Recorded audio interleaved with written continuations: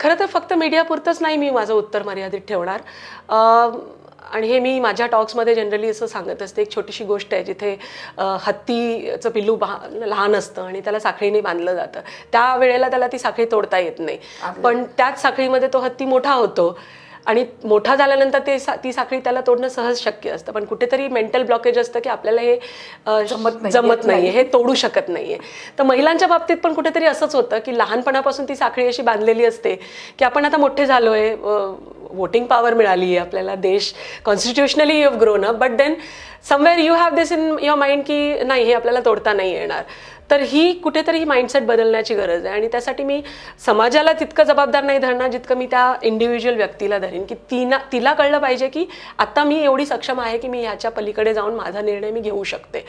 तर त्या मुलीनी स्वतःसाठी उभं राहायला पाहिजे. आणि एकदा ती स्वतःसाठी उभी राहिली तर आपोआप इकोसिस्टम जी आहे ना ती सपोर्ट करायला लागते.